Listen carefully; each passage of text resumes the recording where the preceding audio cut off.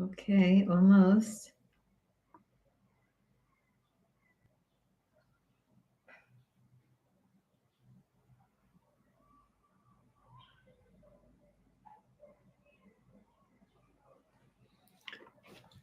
Okay. 11. Tell me if you're on and who you are in the chat.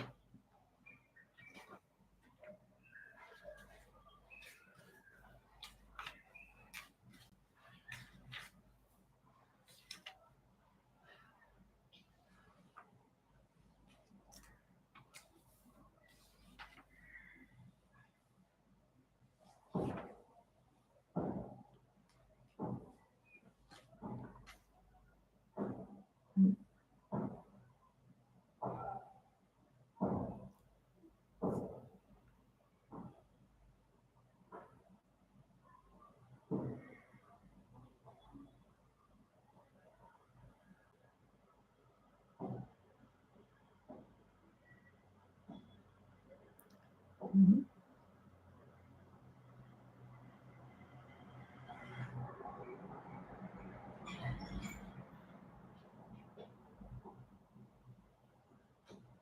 Tell me who's here. Makes it easier. Mhm.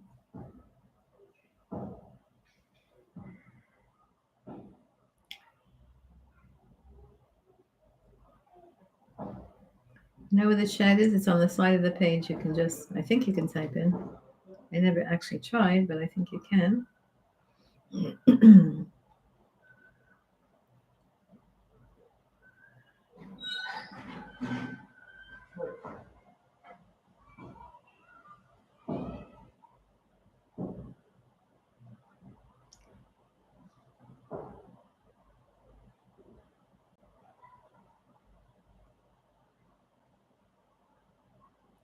Yeah, is everybody on?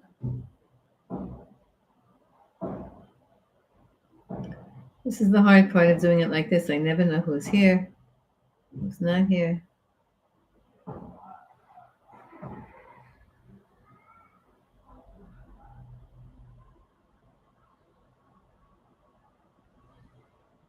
Okay.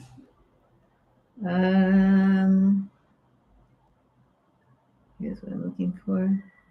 Okay. Ready?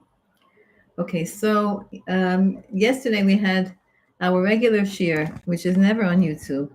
Our regular Likutei Moran shir. Sorry. Put the phone here. Sorry. Okay. Our regular Likutei Moran shir is on Mondays at 11 o'clock, and it's never on YouTube. Generally, it's not on YouTube. It's a private class, and we do it on Zoom. But yesterday, it was right after an azakah, right after a siren, and somehow the Zoom, one of the links was not cooperating, and so the shir did not get. We had to stop the shir right away in the beginning. Part of it is online, part of it not, but so we'll learn the shir now. We have a nice bit of time now to learn. I have a little bit of time now to learn, and we're going to learn in the Likutei Moharan, lesson 16. 16 is Tet Zayin in Hebrew. If you have, you can go on your phone. You can go on, if you have a sefer, lesson Tet Zayin. And the reason I want to do this, I'll explain to the reason afterwards, okay? Remind me to explain the reason why we're doing this today, afterwards.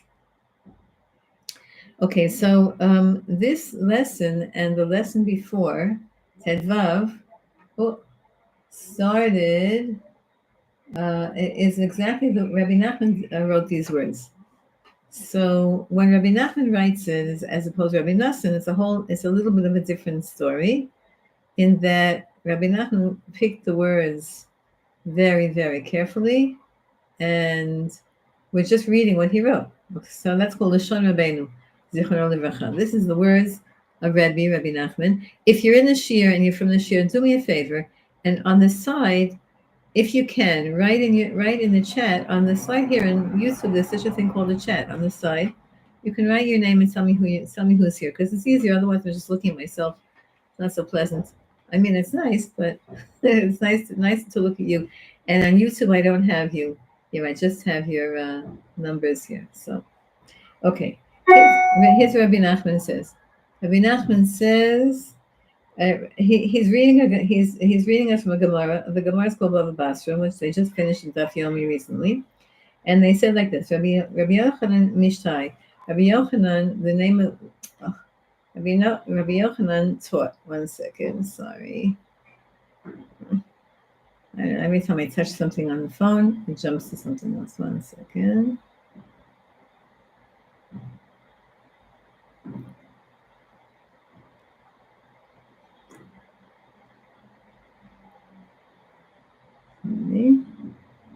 Here. Oh, not yet.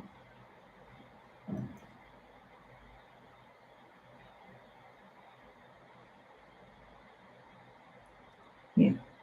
Rabbi Yochanan Mishnah, Rabbi Yochanan taught. Zimin Echad, one time, this is from the Gemara. One time, one time, have a Kazlinan Bisfinta. Somebody was going they were traveling on a ship, on a boat, and they saw the Chazena High Kavra, and they saw a fish. The Akpik Reisha Mimaya, and the fish picked up its head from the water.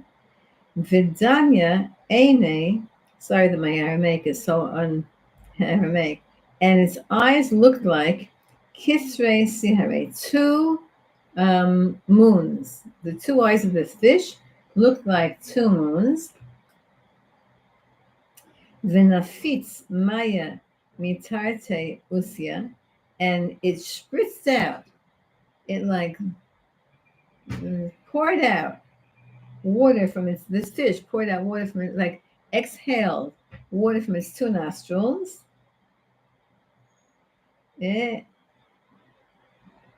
Basre Mavre Desura, and it looked like two rivers, two streams from the country called Sura.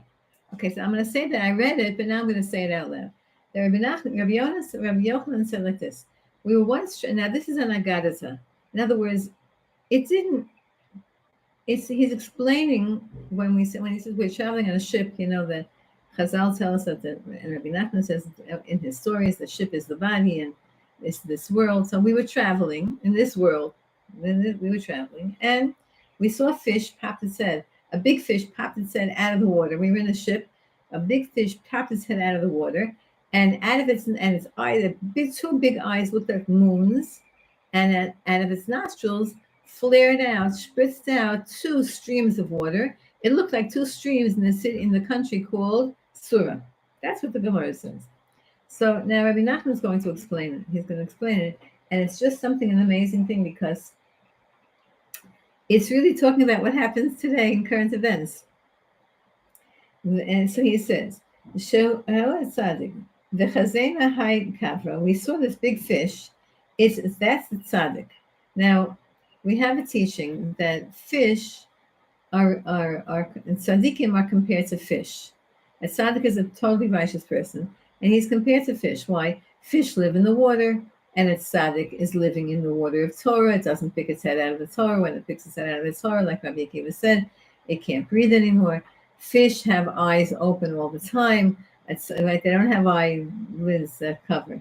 A tzaddik is always aware, always thinking about Hashem. A tzaddik is always a tzaddik isn't just a nice righteous person, who takes your garbage out or who does you favors. A tzaddik is a different type of soul. It's a person with a soul, a body, but it's a completely different soul than me and you. It's not like, you could be a tzaddik. It says, Amech kulam tzaddikim, because the Jewish people have a totally unique and different soul than everybody else. But a tzaddik is within the Jewish people a different soul.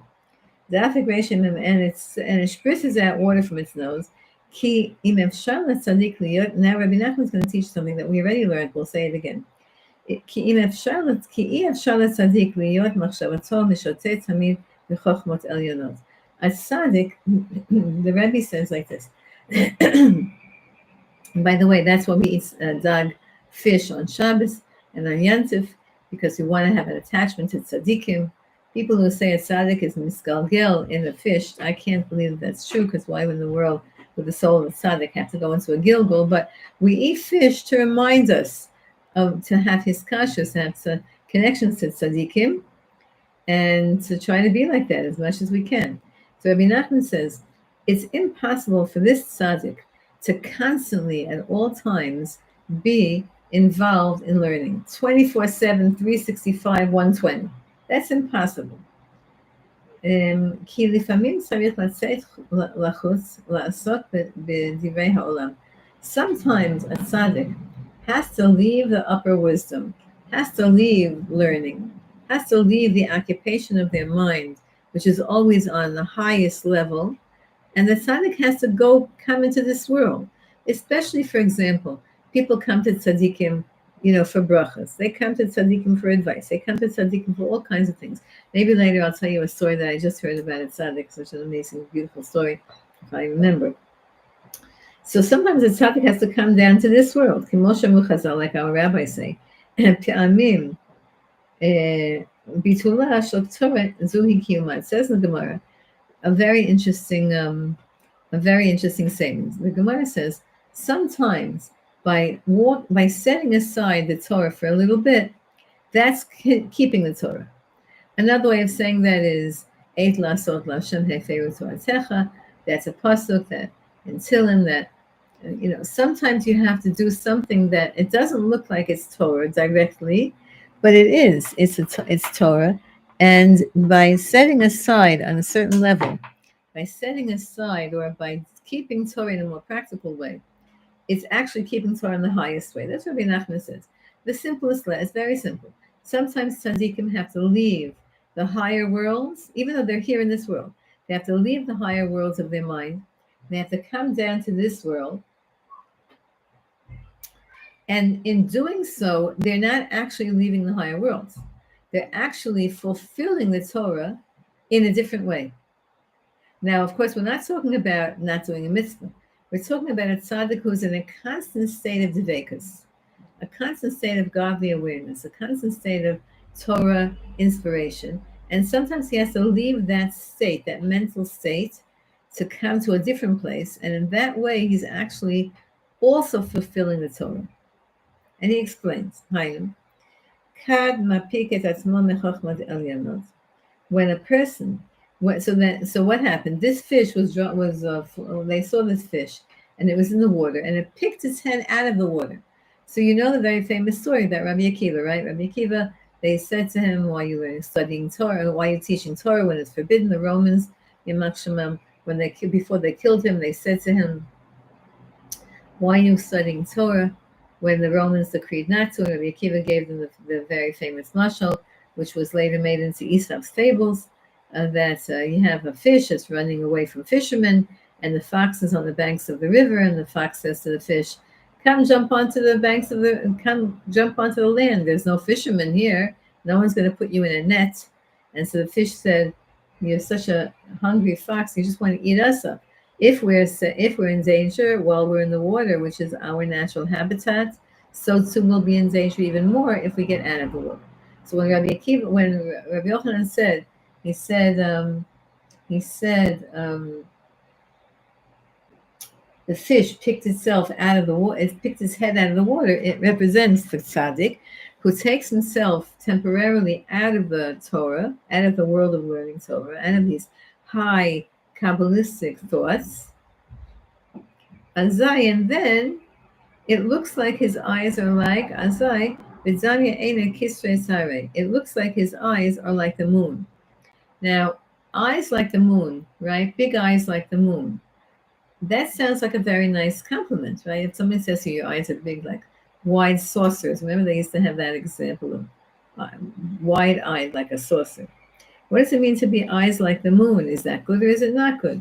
So Rebbe Nachman explains. Ki pkichas einayim mechunim al shem hachachma. Open eyes, in general, eyes. When you look at a person's eyes, the person's eyes are representing their wisdom, their understanding, their mind, right? The eye they say it's the door to the soul. The soul is in the brain, part of the soul is in the brain, and it represents wisdom, it represents thinking, it represents thoughts. So the eyes look like the moon. What does that mean? If eyes represent Chachma, then which is a stronger luminary, the sun or the moon? The sun is a stronger luminary. So what does it mean, eyes like the moon? First of all, he goes back and he says, "Vatipakachna einei shneihem." The fact that Adam and Chava, remember, it says that their eyes were opened after they ate from the tree of good and evil. What does it mean their eyes were opened? It means that they understood, they had understanding. So if their eyes were opened eyes represents understanding. And this fish that Yochanan saw picking his head up out of the water with two eyes that looked like the moon represented a tzaddik. A fish is a tzaddik, picking his head out of the Torah and having the understanding, the chachma of something called the moon. What does that mean? He explains. When a tzaddik is learning Torah, when a tzaddik is learning Torah on the deepest level, then its eyes look like the sun. In other words, the sun is a direct receiver of God's light. That's what the sun is. The moon is a receiver only from the sun. It's a secondary luminary. The sun is a primary luminary. Now we know that astronomically the sun is a bunch of gases that are always exploding. But to our eye, the sun is right now in the sky. Yerushalayim HaKodesh, Baruch Hashem, there's no missiles in the sky. There's just the sun in the sky right now. Not even a few clouds, a little bit maybe. When a tzaddik is learning Torah, then his eyes are shining like the sun. But when the tzaddik stops learning Torah, in other words, he's learning something else. He's descending into the world that we're in right now. I'm sorry. When a person's learning Torah, it's like his eyes are like the sun. But then when he takes his head out of the sun, out of the Torah, then his eyes represent the moon. If we look at the moon, what does it mean? The sun, when do you see the moon? When do you see the moon? Now, there's a very interesting phenomenon that I've been noticing now for 25 years. And I only noticed it because a friend of mine, when I first moved to Israel, a friend of mine said that the sun, every single day, even if it's a very cloudy day, every single day you could see some sun, someplace in the land of Israel. Even if it's a cloudy, overcast day, someplace in the land of Israel, the sun is shining. That's what she said. And she said she's been noticing that all the years that she was 5 years before me coming here. So I began to notice the sky a lot, and I've been noticing again for all of these years, and not just as the sun every day, but you see the moon in the sky. Right now, from where I'm sitting, the moon, I can't see it, but if I go to another room, you can see the moon in the sky, even though it's a sunny day out. Normally, you can only see the moon when the sun goes down, right? And then you see the moon. But I can see the moon during the day. But here, Rebbe Nachman, in his day, that didn't really happen. And in the time of the Gemara, it didn't happen. You only saw the moon when the sun went away. The moon was only shining when there was no sun. Now, because we're in Mashiach's time right now, it says, at the end of this teaching, you're going to see, it says, when Mashiach comes, the light of the moon will be equivalent to the light of the sun. Now, we're not yet there in terms of the light of the moon is not equivalent to the light of the sun, but at least you could see the moon when the sun is out. This is what it says in what we say on Shabbos.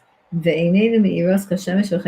says, right, in Nishmas, in the special prayer of Nishmas, that we say on Shabbos and that we said this past Thursday to thank Hashem for the amazing miracles that He did for us, and that we're going to keep saying thank you. Hodel Hashem ki tov ki l'olam chaso. We've been saying that every single day. Yesterday I joined online a beautiful tefillah by the Kotel, where they were saying thank you to Hashem and please save us and thank you, please. We're going back between pleases and thank yous. Please and thank you. So, mm, so, um,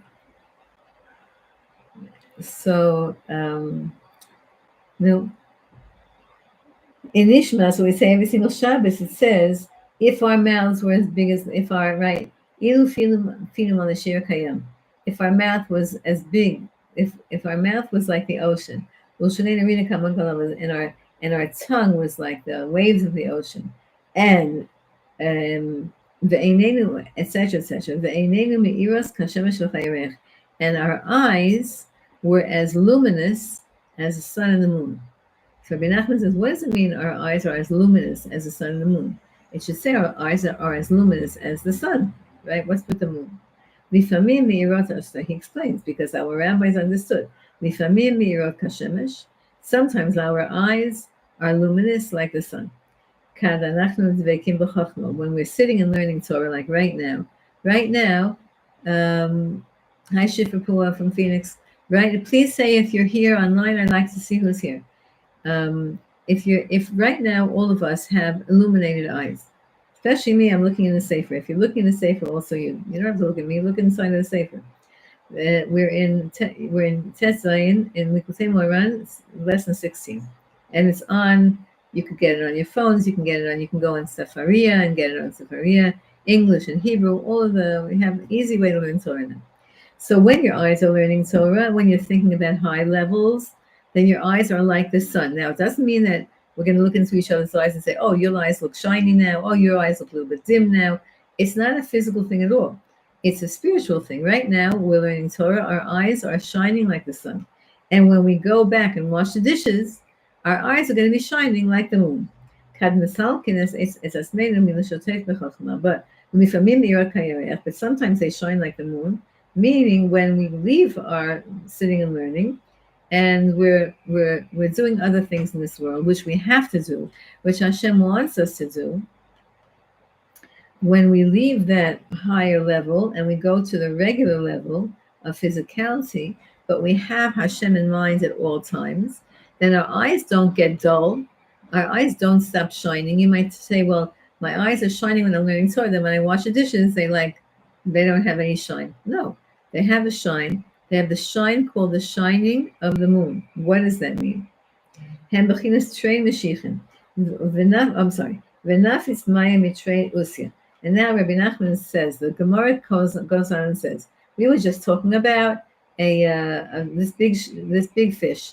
Rabbi Yochanan said he saw this big fish when he was on a ship. He went out and the ship, it means this world, and he sees this big fish, and he says that the eyes were big, right?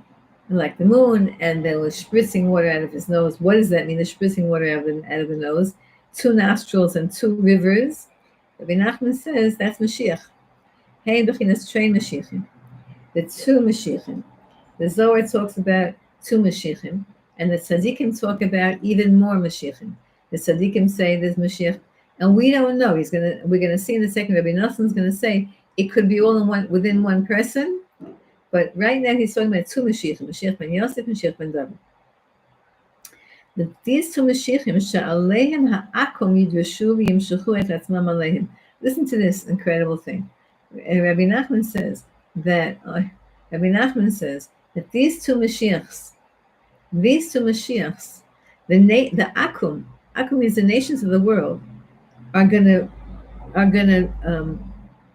lidrosh. They're going to talk to. They're going to ask questions to. They're going to follow. They're going to run after. They're going to search for the 2 Mashiachim, and these 2, and then Akum, the nations of the world, are going to attach themselves to these 2 Mashiachim. They're going to connect to the 2 Mashiachim. They'll be drawn to the 2 Mashiachim. They're going to be attracted to these 2 Mashiachs.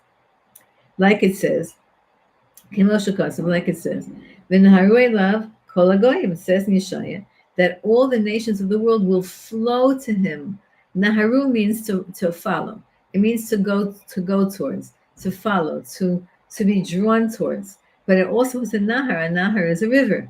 That's how Rebbe Nachman interpreted it as the river. These two Mashichim are these two nostrils of rivers of water are the two Mashichim. That all the nations of the world are going to run after these two Mashichim. And why are they called the two rivers of Surah? Because Surah is Bechinas Akum. Surah means Avodah Zarah. Al Shem Avodah Zarah, Kimoshakaza, B'Sar Maher, Minaderach. So Surah means the fact that the nations of the world have been off the derech, right? We call off the derech when when a Jew goes and is not as religious and as observant as they should. But the nations of the world have been off the derech for thousands of years, and these nations are called Surah. Now Surah also sounds like Syria, the modern day Syria, right? Which there's no coincidences and accidents that not modern day Syria is we have to subdue them right now. And also Surah, if you the Vilna Gaon used to always say that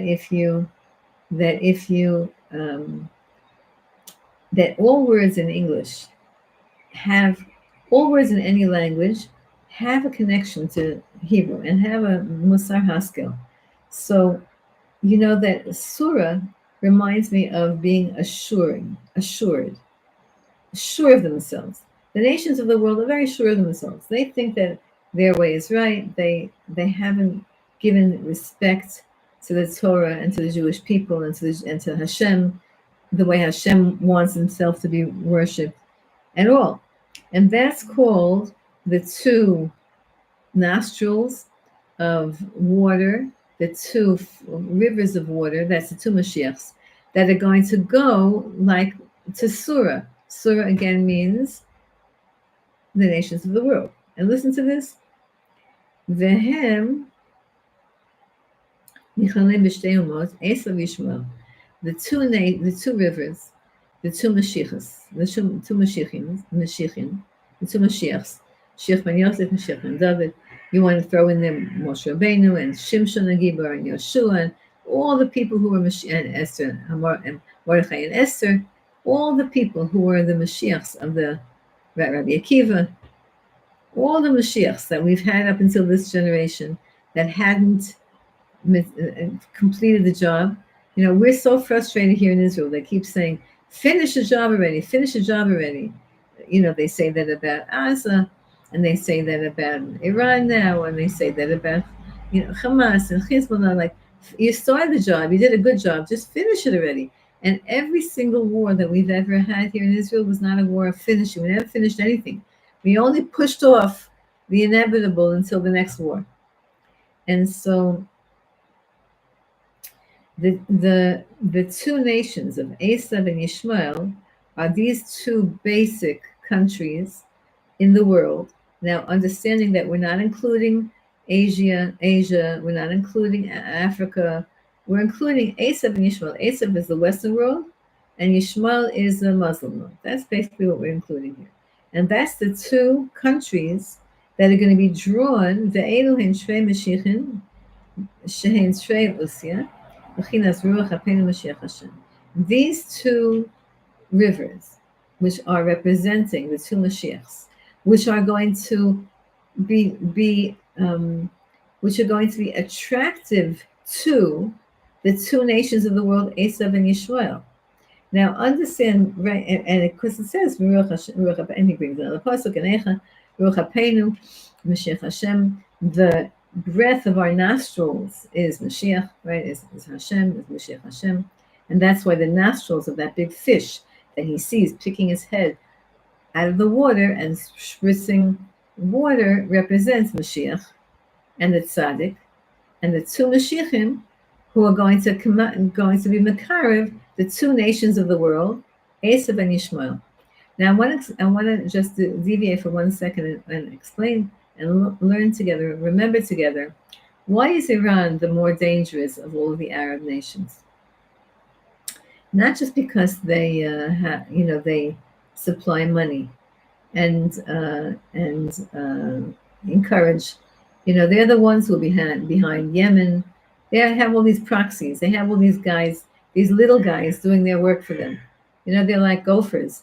The CEO of a company hires his grandson to be the coffee boy. Like he goes and gets coffee for everybody, and he goes and does all the little errands in the company.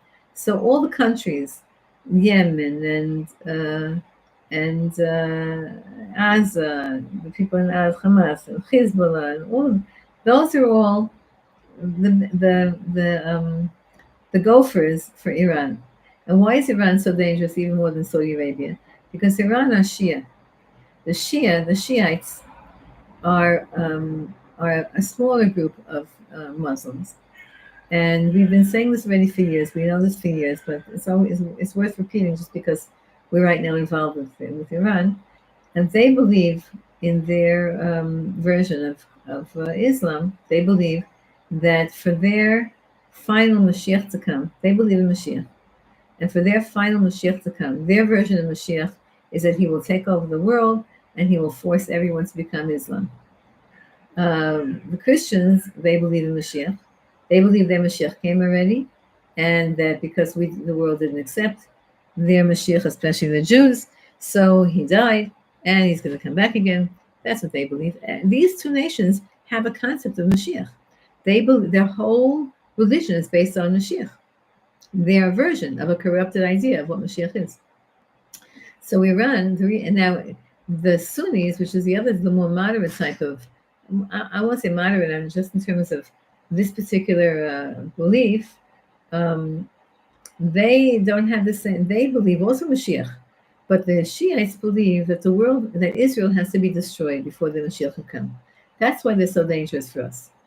They don't just believe the Western world has to be destroyed. They don't mind that. They like that the Western world should be destroyed, and that's why, Trump was able to get away with bombing their nuclear, because they were threatening America also. But their primary threat is Israel, just like the Christians' primary threat is Israel. And here we are, what are we with it's just such a joke the way that Hashem made the story about how everybody is so obsessed with us that we have to be there. We have to, follow their religion. Like, follow your own religion. Do whatever you want. Like, leave us alone. Anyway, so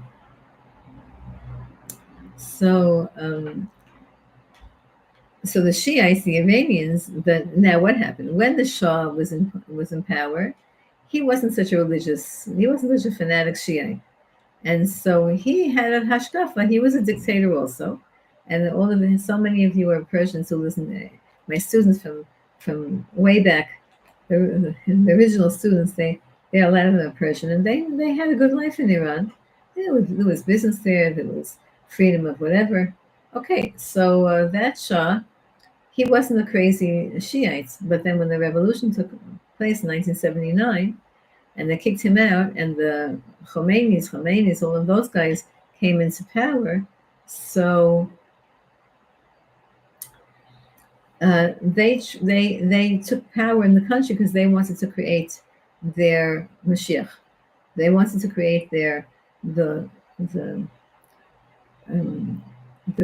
groundwork, and to prepare the groundwork, and to create the world, to set the world up in a way that they believe Mashiach is going to come, which means destroying Israel. That's why their fanatics want to destroy us. Everybody wants to destroy us. Anyway, so these two, Esav and Ishmael, they each have a concept of Mashiach, right? But it's a perverted concept of Mashiach. And they're going to be drawn towards Mashiach. Each one their own Mashiach. Let's see, I think I skipped something. 1 second.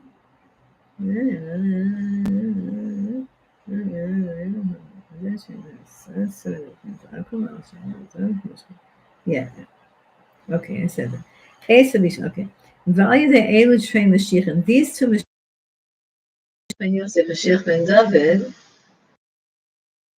so that is representing the two rivers flowing out of Surah, the breath of Hashem, so to speak.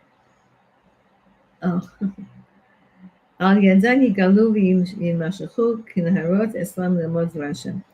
These two Mashiachs are going to be the ones who are going to teach the world about God. They're going to teach the world about God. They're going to be drawn, the Gentiles are going to be redeemed and drawn towards these two Mashiachs. Now, we for sure, we've been waiting for all these years, but they're waiting for their version of Mashiach.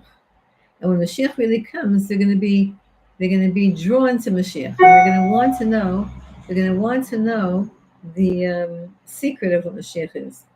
We train women, these two nations of Esav and Ishmael, Inun tre ananim, the mechasyan ale ha'ainin. These two nations, until Mashiach comes, they're like clouds over the eyes of the Jewish people, and clouds in general over the eyes of humanity. They can't illuminate because they have cloudy vision. Why do they have cloudy vision? Because they're idolaters. Even though Yishmael is not officially an idolater, but they have a different way of, they have their way of understanding religion is not correct, and and their eyes are covered from understanding Hashem. Their eyes are covered; they don't understand. They have, these two nations are the two clouds that always cover the eyes, and that's why they can't shine like the sun. They can't shine like the sun. The world can't shine like the sun. The world can't succeed. The world can't be beautiful, a beautiful place. Why? Because Esav and Yishmael are always making war. Was there ever a war not made by Esav and Yishmael? No, all the wars in the world basically, except for Asia. I'm not an expert on Chinese history. I think they also have wars, but the majority of the wars that we're aware of, where Jewish people live, not in Africa. I'm not talking about Africa. Jewish people traditionally didn't live in Africa. I'm talking about southern Africa, but these two nations clouded the vision of the whole world. They cloud the vision of themselves. They cloud the vision of, on a certain level, even of, they don't allow the world to shine because of their idolatry, because of their bloodlust, because of their jealousy, because of all of their misuse of humanly gifts, and because of that, their eyes and no eyes can shine like the sun. Now you might say, but wait a minute, we have a tzaddik whose eyes shine like the sun, but that's just a tzaddik. The world's eyes doesn't shine like anything because of these two nations. So listen to what Rebbe Nachman says. This is the punchline that is so shocking. Ubishvil zeh, and that's why Rebbe Nachman wrote these words. And you should know that we learned a few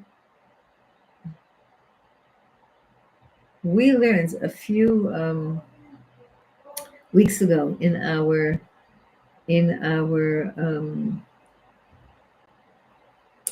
regular class, right? When we're talking about Mashiach's coming and how Mashiach is coming and when is Mashiach coming, we think Mashiach's coming now, and Halavai Mashiach is coming now. But we also learned in Nun Zayin, right? We finished Nun Zayin. We almost finished Nun Zayin, lesson 57. And at the end of lesson 57, Rebbe Nachman writes that Rebbe Nachman, when Rebbe Nachman showed him the manuscript of lesson 57, which we learned a few weeks ago together in our shir, Rebbe Nachman began crossing out lines. And Rebbe Nachman, who was a very, very humble student, he understood from that. And then Rebbe Nachman then gave it back and said, here, write it this way. And Rebbe Nachman said, but it's not understandable. Like, you just crossed out so many important lines that explain whatever he was talking about. Rebbe Nachman said that's how he wants it to be. That's the same reason why at the end of the stories of the seven beggars, Rebbe Nachman didn't tell the end of that story, because these would be revealing too much. It would be revealing too many secrets that have to be kept secret until the very, very end. So too here, there's a big secret here Rebbe Nachman is revealing that's absolutely shocking. And had Rebbe Nachman not written this in his own hand,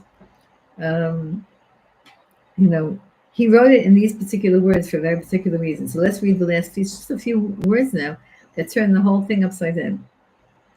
ובשביל זה צריך הצדיק לבטל את דבקותו, כדי שלא יתגברו האומן עשו וישמור על עיניו. Rebbe Nachman says, a tzaddik is not like we think. A tzaddik is constantly in tune with what's going on in Shemayim, with what's going on in the heavenly courts, and what's going on in the entire world. And since the tzaddik, since these two nations, which are going to be eventually fixed by the Mashiach's coming, and they'll be drawn to Mashiach, and they'll lidrosh, they're going to demand that Mashiach explain all the questions to them. But since they exist, then all eyes in the world are like eyes of the moon, meaning they're cloudy. They're not shining like the sun. And in order for the tzaddik to be, because of Esav and Yishmael, and in order for the tzaddik to be able to not be destroyed by the cloudiness that Esav and Yishmael bring to this world, he himself, the tzaddik himself, has to go down voluntarily to the place of Esav and Yishmael, meaning to the place of lack, to leave his high, lofty spot every once in a while, so that he himself shouldn't be destroyed, and that his Torah teaching shouldn't be destroyed. But the two Mashiachs, when the Mashiach finally comes, and this is talking about a tzaddik. A tzaddik is not, he's talking about three people here. A tzaddik emes, and then Mashiach ben Yosef, Mashiach ben David. When the Mashiachim come, and they could be all the same person, but it has different times when they come. When the two Mashiachim come, and they're right, we know that the pasuk of Mashiach is which means your streams of chacham, of wisdom, will pour forth into the world. That's both Mashiachim. The idea of the two nostrils, the rivers, right? The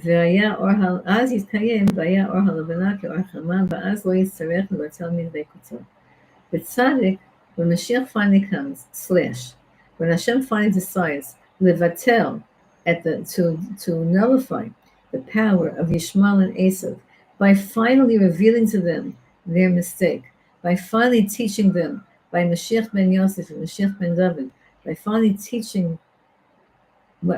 allowing Mashiach to come, and the nations of the world will be drawn to them, and Mashiach and these two Mashiachim will teach Esav and Yishmael. When that happens, then the darkness will be revealed, will be lifted from the world. The cloudiness will be lifted from the world. The exile that we plunged into, which is Edom and Yishmael, will be lifted from the world. The tzaddik's eyes will shine like the shemesh, like the sun, and he'll never have to leave his place of devekus, because the tzaddik has to mirror what's going on in the world. And if the world has this cloud of exile, the tzaddik himself, in order not to be destroyed, in order that his teachings and his wisdom should be accepted by the world, and should be taught to the world, and should be absorbable, the tzaddik himself has to reflect what's going on in the world. And if the world is in exile, then sometimes the tzaddik has to go into exile. And that means that he has to leave his exalted place, and he has to come down to the regular people and talk about give brachas to the regular people about their regular life and whatever their questions they're asking about. And in that way, his eyes reflect the moon, which is a diminished quality of godliness. And in that way, however, Rebbe Nachman says, he protects himself from being destroyed until Mashiach comes. Once Mashiach comes, the tzaddik doesn't have to lower himself. A tzaddik can stay on the highest level of the vekus, and he doesn't have to worry about being in tune with the world, with the energy of the world, because the world will be elevated, and there's not going to be any more darkness in the world. So the tzaddik is reflecting the state of the world. That's why it says that the Mashiach, you could have in every generation, you could have Mashiachs, but if the world is not ready for it, Mashiach is not going to come. Then sometimes you have a generation, the Gemara talks about this.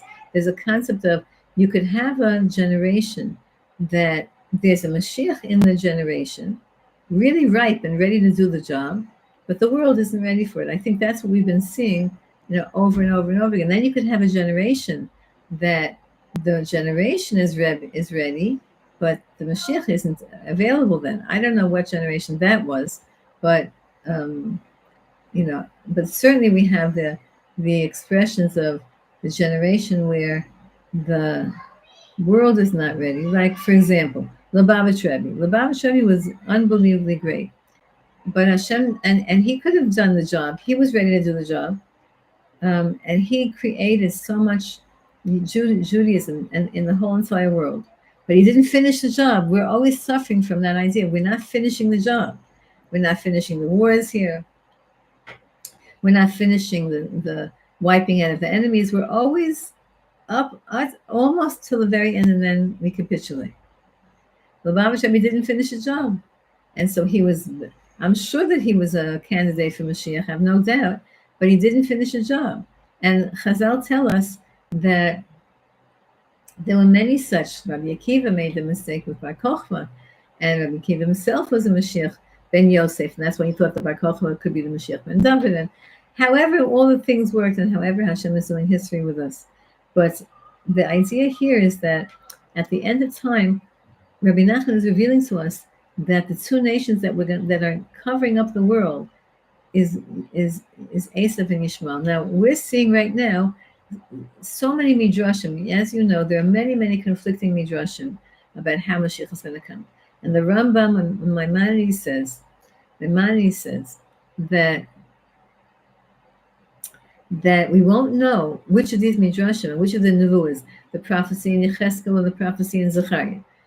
One is a happy, easy. It's going to be like a beautiful sunrise, and and one is it's going to be like a birth with all kinds of birth pains and lack of clarity. Until the end we don't see, and we don't know where we are right now.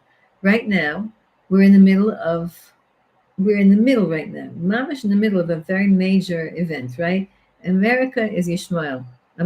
America is Esav.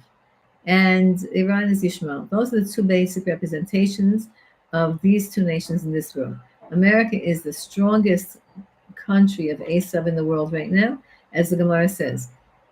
Esav is Edom is Romi is the Christians is Western civilization, and Western civilization, the power of Western civilization right now is America. Europe and Russia, which are also Western civilization and Christian, they're not anywhere near America. So right now we have this big conflict, or this big statement of Esav knocking out the power of Yishmael. Now, why is Yishmael Iran? Because Iran is the loudest, most vocal, behind the scenes, sneakiest of all of the Muslim countries.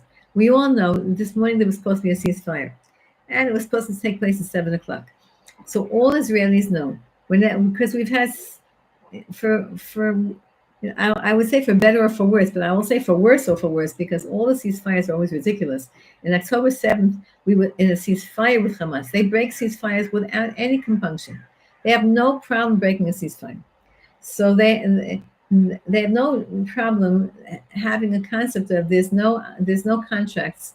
There's no contracts with an infidel. That's how the Muslims believe. Ask any of them; they'll say in their Quran and in their surahs and all of their hadiths and all of their things, you can break a contract with a non-Muslim.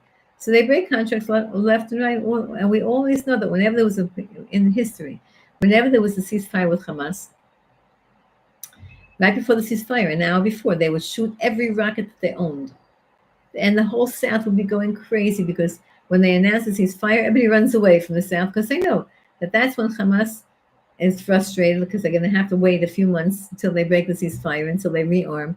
They shoot every rocket that they have. Now we know that the Hamas rockets are nothing compared to the Iranian rockets.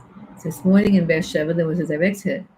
And sadly, it was a direct hit on a mamad. A mamad is a secure room.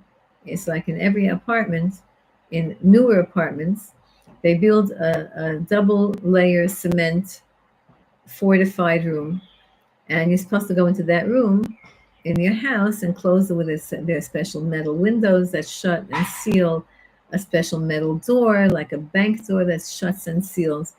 You're supposed to go into that room and wait it out. So today in Beersheba, there was a direct hit on a tall apartment building, and in the sixth, and where the missile hit, it hit the mamad on the sixth floor, and the people were killed. 4 people were killed. Now they say 5 people were killed. So there's no those are big missiles. Those are not what we're used to from Hamas, that they were building missiles in their little backyards there. And so we had a few days ago. We had a few days ago this Esav putting Yishmael in its place. Esav protecting Yaakov, putting down and trying to weaken Yishmael. Now we're in the middle of that, because today, then Esav said to Yishmael, "Okay, stop hurting Israel." And Yishmael said, "Okay, we'll make a ceasefire." And Yisrael said, "Okay, we'll make a ceasefire." That's not what Trump had said originally. Trump originally said he wants unconditional surrender, but he backed out of that. And now ceasefire. So now what does that mean? It means that immediately the Iranians declared, now we're going to rebuild their nuclear facilities. We're going to start rebuilding them. So what is it? It's the same idea. It's the same again. It's the same like every time we're frustrated. Mashiach is almost here and then doesn't finish the job, right? It's almost, and doesn't finish the job. And so one of the reasons I was learning this, I want to now tell, and now I told you in the beginning, I'm glad I remembered, I'm going to tell you why I was learning this. So I have a Seder every morning. I say a little bit from Likutei Tfilos. Likutei Tfilos is Rebbe Nachman's prayers that he wrote. It's his own personal hisbodedus that he wrote, and he wrote them parallel. The first section of Likutei Tfilos, part 1, is Tefillah number 1 is based on Rebbe Nachman's Likutei Moharan number 1, lesson number 1, and Tefillah number 2 is Likutei Moharan number 2, etc. So it happens to be that today, and I find personally, I find that it has Ruach HaKodesh. Rebbe Nachman has Ruach HaKodesh, because every day I have a little, I have one of these like these guys, sticky. What do you call these? I don't know what you call them. That placeholders with a sticky placeholder you put on a paper, and every day I read a little bit, and as much as I don't have that much time. I read it during his bodas actually, and whatever I read until like paragraph to paragraph, or sometimes until the next sentence starts. Whatever, I don't read a lot, and I find parenthetically that that's the best way for me lately. It's the best way for me to learn is, instead of sitting down with a sefer and learning like a whole sefer or a whole whatever, a little bit every day. It's little bite-sized pieces. For me now, I like to do that because I see that I'm finishing so much more than when I take a big sefer and learn a big piece and then I put it down for 2 weeks and I don't look at it. So every day a little bit. And I'm finding personally in my own personal life that Rebbe Nachman has Ruach HaKodesh, because every single day that I'm up, whatever I'm up to, is either something that's going on in my own personal life, just like Tehillim, or something that's going on in the world. So I happen to be up to this. Now, I'll read to you the part that I was up to today, but I just want to read to you. It's not such a long tefillah. I'm going to read it to you. I'll translate it into English. Just how so we just learned the Torah. We just learned the lesson. This lesson, I said it much too quickly. It's lesson 16 in Likutei Moharan.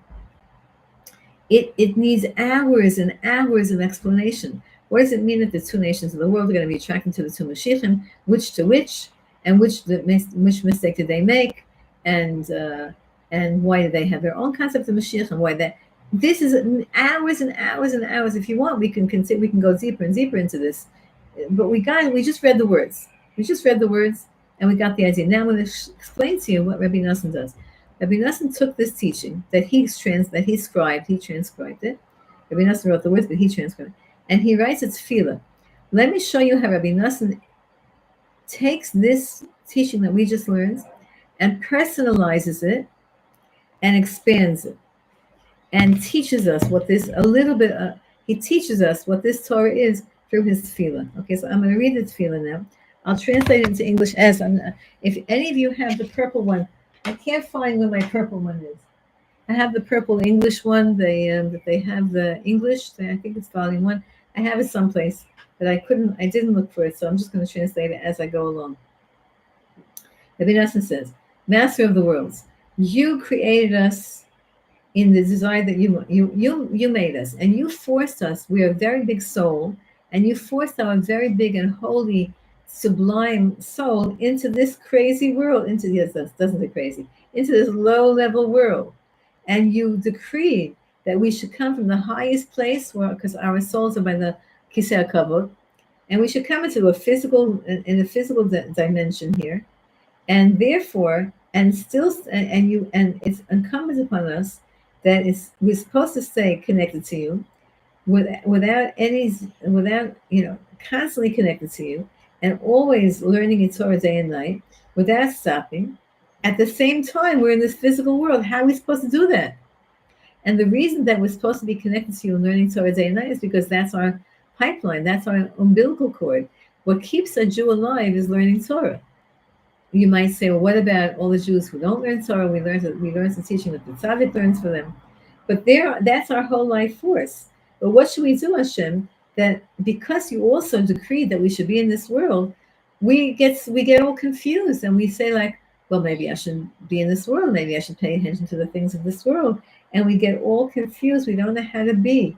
On one hand, we have to be in the world. On one hand, we have to be in the world of Torah. So how do we balance that? And therefore, Hashem, because I don't know how to balance it, Rebbe Nachman says, and because it confuses me sometimes, help me to know the right way to be, and to make it in my life that when I have to be in the physical world, I'm also at the same time in the spiritual world. So that I'm like a tzaddik. A tzaddik knows how to do that. I don't. Rebbe Nachman said, no, Rebbe Nachman was a big tzaddik, but he says about himself, the tzaddik knows how to do this. The tzaddik knows how to be in the physical world, at the same time stay connected to you. But I don't know how to do that. It makes me confused because sometimes I disconnect from you, and I don't feel connected to you. So teach me how to be exactly as you want me to be, to do everything in the right time, to do everything in the right measure, to be able to do Torah mitzvot and davening all day, constantly, with tremendous, with a lot of energy, and whenever I have to go away and do the shopping, do the cleaning, do the whatever Rebbe Nachman used to have to do, he had a lot of, he had a lot of things that he had to take care of. But let it be that it shouldn't be that I plunge into the physical world completely, but that at the same time that I'm in the physical world, I'm also connected to you. I also remember you. Even when I'm mukhrach להתבטל קצת מדברי Torah, תעזרני שלא להתבטל חס ושלום לגמרי. Make sure that part of my mind is always, I'm saying, like, even if I say the words l'shem shamayim, the tzaddik Yenuka says, just say those words. Whenever you're involved in anything that you feel is, practical, or whatever you're doing, he always says, say these words, l'shem shamayim. I'm doing this l'shem shamayim, or l'shem yichud kudsha b'yichud shchinte, if you want to be a little bit more Kabbalistic. I'm doing this for you, Hashem. I'm not doing this for me. I'm not eating for me. I'm eating for you. I'm eating for me so that I can serve you. I'm cleaning because it's a mitzvah. I'm shopping because it's almost Shabbos, and I have responsibilities to feed people, to do chesed. Whatever it is that you're doing, do it l'shem shamayim. And give me the mind, the understanding that I can be at the same time connecting to you, even when I have to disconnect from you. And let my eyes, Rebbe Nachman says, let my eyes shine like the sun and the moon, sometimes like the sun and sometimes like the moon. In other words, sometimes I have to shine like the sun when I'm learning, davening, doing mitzvah. And sometimes I have to shine like the moon when I have to do something that's changing diapers or whatever that kind of stuff is. But be with me at all times, Hashem, so that I can be constantly thinking and constantly connected to you. and that whatever I do in the physical world is also a mitzvah. Because you, Hashem, are going to, in the end, you're going to demand that each one of us give an accounting of how our life was in this world. So please let it be, Hashem, that whenever I have to do business, whenever I have to do something in the world of making a living, or in the world of going shopping, in the world, remind me to think about you, Hashem. Remind me to think about you, Hashem. That's what he said. And now I'm going to read to the end, which is what I was up to today. Please, Hashem, redeem us quickly. Please bring Mashiach ben David and Mashiach ben Yosef. Ushnehem yitchabru v'yichululu yachad. Let them both connect to each other. Now, the Rav, the Tzaddik of the Yanuka says that Mashiach ben Yosef and Mashiach ben David can be one person. They can become one person. They don't have to be two people. It could be one person. Or certainly they're going to work together, but it could be one person. And they should lahachnia v'yashpil, the Mashichim, whether it's two people or one person, should humble and lower all the 70 nations of the world and the Yetzer Hara until the very dust. You know, the 70 nations of the world is the UN. That's what Rabbi Kessin keeps saying. Then he has a whole proof of how the 7 nations is Gog and Magog, and Gematria is 70. That's the UN, or the sum total of all the nations in the civilized world. And even though it's more than 70 because there are offshoots, but that's the UN. And we know the UN is so anti-Semitic. So lahachnia, lower, and yashpil, on a certain level it means to humiliate the nations of the world until the end, and the Yetzer Hara, until the very dust. V'yigalu chachmatam ba'olam v'yafusu mayatem chutza. Let the wisdom of the Mashichim be revealed into the world, and the whole world should be flooded with the wisdom of God. The whole world, like the water, like we said before. Remember, we said before when Rebbe Nachman says that it was like that fish. Rebbe Nachman said that the fish is sticking its head in and is spritzing water from its nostrils. That's a hint of the pasuk. That the world shall be full of the knowledge of God, as if like the water is filling the oceans. In other words, water is knowledge. And let the world be full of the knowledge of God that the Mashiach is going to reveal to the world. And now he has from the Rosh Hashanah Zavi. Let every single creation and creature recognize you, Hashem, that you are the creator, you are the Borei Olam, you are my creator, and let all the nations of the world humble themselves by the wisdom of the Mashiachim, humble themselves to you and to serving you. And then it will be, and then he brings all these psukim about, then the whole world will be one language, and they're going to all call out to Hashem, and all the evil will be destroyed from the world, all the evil governments, all the corrupt governments will be destroyed from the world.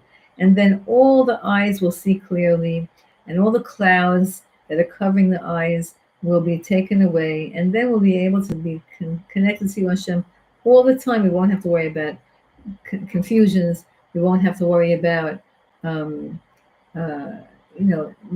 lack of balance between the physical and the spiritual. Everything will be good.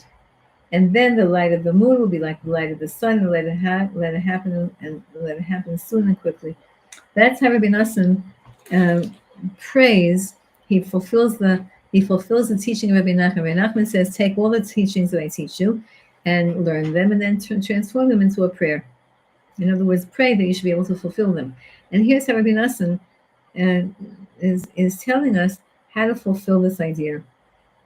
We're in these very, very amazing times right now. We have no idea where it's going to go. We really hope it's going to finish. But we have a history. Hashem brings us to the brink, and then he says, okay, ceasefire. Almost, then ceasefire. We don't know because the ceasefire didn't last. So we know they're going to break a ceasefire. The question is, what's America going to do? And say, up until now, when Hamas would break ceasefires, everybody would look away and say, whatever. It would say, whatever. But now, Trump said this morning, he said, don't break the ceasefire. So now that he's, put himself into this whole conflict, and he doesn't like to be not listened to. So let's see now where we're at. What advice I can give you? Very strong advice. Everybody become a better person. Everybody become a better Jew. Let our davening be stronger. Let our chesed become stronger. Let our modesty become stronger. Let our generosity become stronger. If you don't keep mitzvahs yet, keep the mitzvot. If you do keep them better. If you're a non-Jew, then start studying the 7 mitzvot of the 7 Noahide laws and begin to be scrupulous in that and begin to start learning what life is all about. And then just hang in there. Also, if you're living in Israel, the tzaddik says that you have to listen very carefully to the instructions. If there's a siren, you must go into a protected place. That's our hishtadlus. The Rabbi Dov Cook from Tveria said today that anyone who's Shomer Shabbos has nothing to worry about in this war. So strengthen Shabbos observance. We were learning the teaching that we were learning in our class that we were learning that I didn't do today, which is Nun Chet 58. Talks about the tzaddik is called Shabbos, and so strengthening Shabbos is strengthening the ability for the tzaddik, Mashiach Tzidkenu, to come into this world. Strengthening Shabbos is strengthening the ability for a tzaddik, or Mashiach Tzidkenu, to come into this world. So make your Shabbos more meaningful. Learn halachas of Shabbos, learn the laws of Shabbos.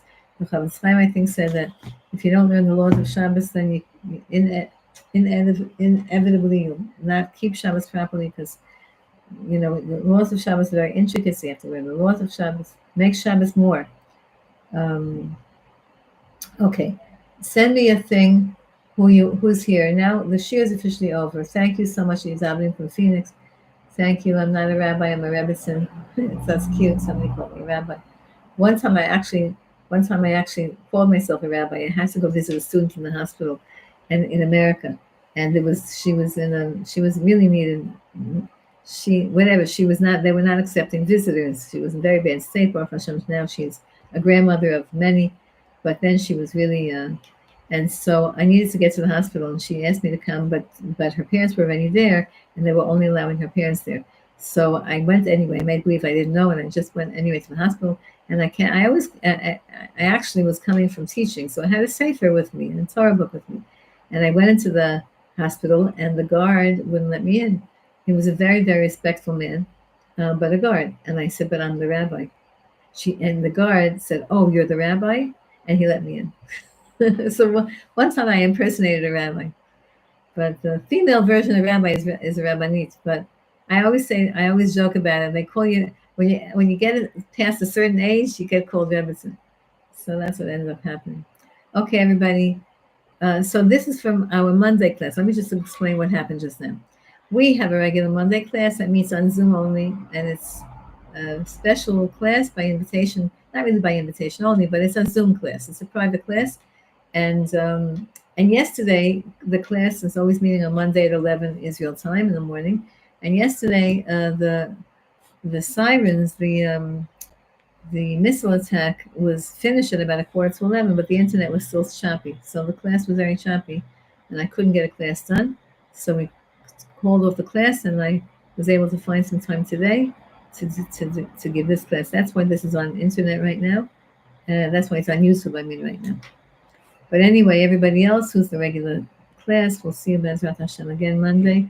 Let me know on our chat, on our WhatsApp chat, if you saw the shir, when you see the shir. Thank you so much for coming. Whoever's online, I always like to see who it is, but if you want, you can share who you are. If you don't have to, you don't have to. And somehow all the comments disappear anyway. When I put this, like now I'm going to push the button to say end the stream, and then all of a sudden all the comments just disappear. So you could always write comments and hang in there, because the Gemara says that if the nations of the world would understand what a benefit it is to them that the third temple will be built, what a benefit it would be to them that Mashiach comes, and that we as Jews live as we're supposed to live. If the nations of the world understood that, they would force us to become righteous. They would force us to learn Torah day and night, and they would bring Mashiach. They would force us to build the Beis HaMikdash. They just don't know, but they'll find out soon. Bezrat Hashem. Okay, sweetie pies, be well, be blessed, be safe. Bezrat Hashem, we'll meet again. Oh, so let me just tell you also, Wednesday and Thursday on this channel, we do have a shir. Every Wednesday we have current events in the parsha, That's the from this.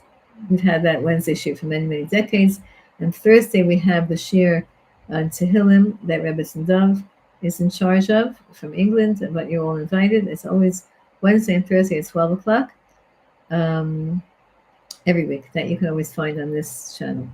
Okay, be well, everybody. Bye bye.